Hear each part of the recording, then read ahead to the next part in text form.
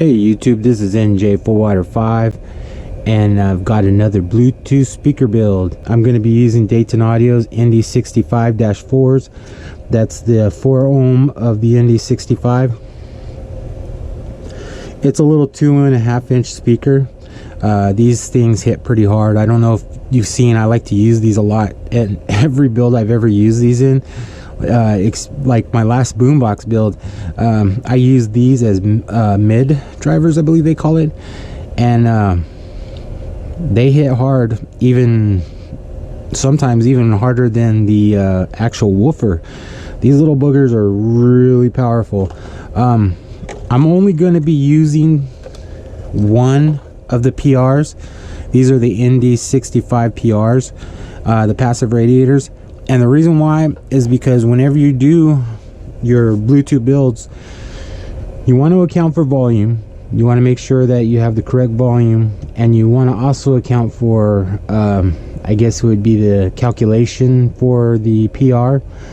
A lot of people like to use 2 times the speaker, and I guess it would be the volume, the fill volume, or something like that. I'm gonna leave that little formula down underneath down there, and it's typically they want you to use a PR that's 2 times the I guess the speaker fill of the speaker using, but the PR of these speakers are actually 1.5, and a lot of people say that you can get away with 1.5.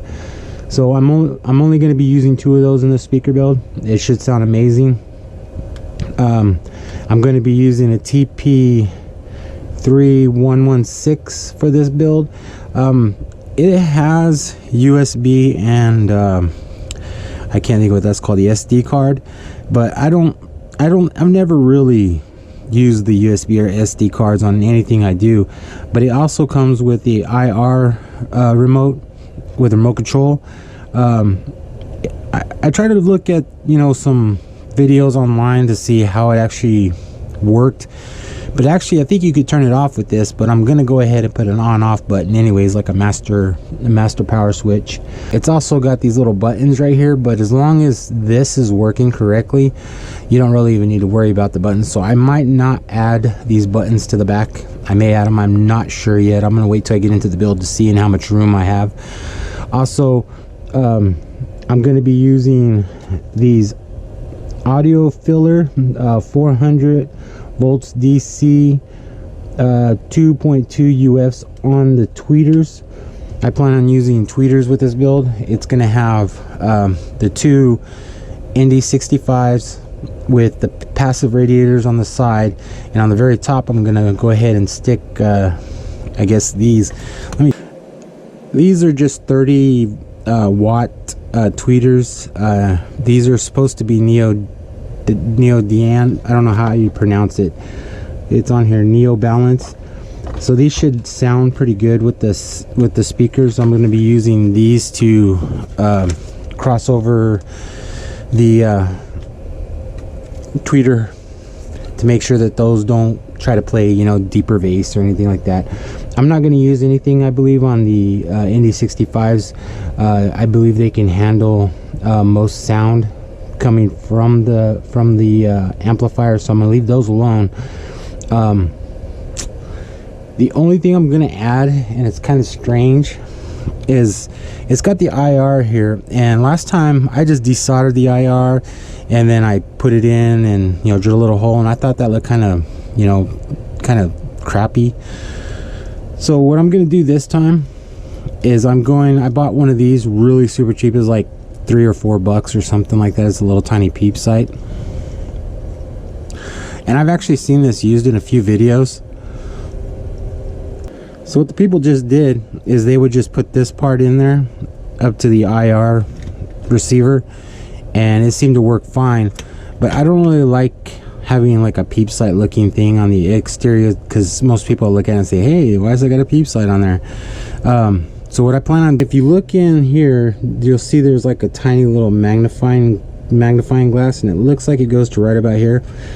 I think what I'm going to do is I'm going to go ahead and cut this in probably half, And then I'm gonna go ahead and find a nut that I'll put on there, and I'm probably just gonna use that just to mount it just like that, and that should give me what I need. I believe being magnified too, there's a little LED right behind the IR remote. I believe that's gonna light up enough that you're actually gonna see the light through the lens, and I shouldn't have to add no LED for the Bluetooth. Bluetooth is actually a part of the amp. There's not really much you have to do except for add a battery. So this is also going to have just a DC jack and a power switch. I'm not sure yet the battery. I want to go with the 24 volt, but I may go with a 12 volt battery and then boost it with a boost converter. I need to see how much room I have. If I don't have the room, then I'm probably going to go with the 6S battery with the BMS. And a 6S battery should give me the 24 volts that I need to power this at optimal, I guess, optimal wattage. Because this is only a 50 watt Bluetooth receiver, but these are 15 watts RMS, and these are 15 watt RMS, I believe they are, but they're 30 watt max. So I figure between the two and running that at 24, as long as I don't crank the volume and whoever gets this doesn't crank the volume super high, you shouldn't have a single problem. I may go to a 5S just to be safe. 8.5 inches, and I believe this is 3.5. I'm also going to put a handle on here. I don't have the handle yet. I'm going to go to the hardware store a little later and pick that up. And yeah, that's basically all there is to it. So again, we'll get into the build, and we'll get it done, and then after we're done, we'll do a simple sound test. I would like to thank JLPCB for sponsoring and making this video possible. JLC PCB is one of the largest prototype manufacturers in China, with over 10,000 PCB prototypes ordered and produced daily. Their warehouse has an overall location size of 4,000 square meters, where they do 1, 2, and 3 layer or even multi-layer PCB prototypes. Upload your Gerber file with prices starting at $2 for standard PCBs. Make sure to visit JLC PCB's homepage, jlcpcb.com/, or use the link in my description. Click the Quote Now button, add Gerber file,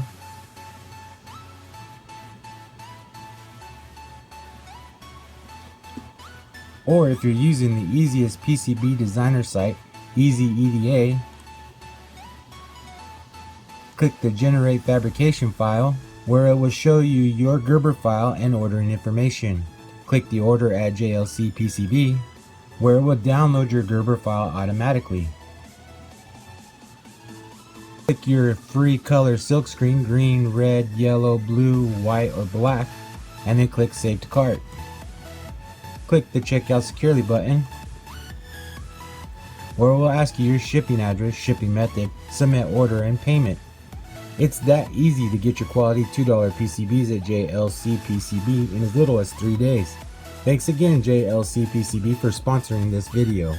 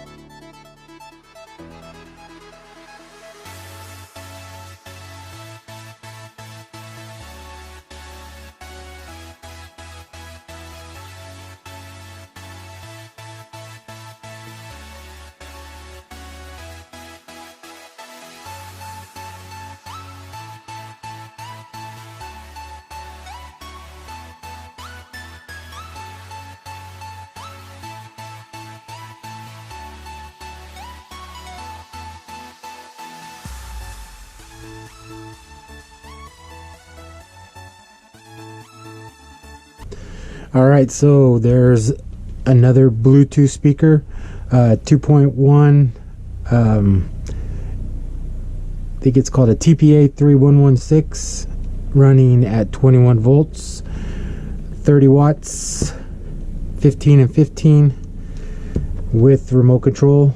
I just kind of threw this in there. I figured this could be put in the back to keep track of the voltage.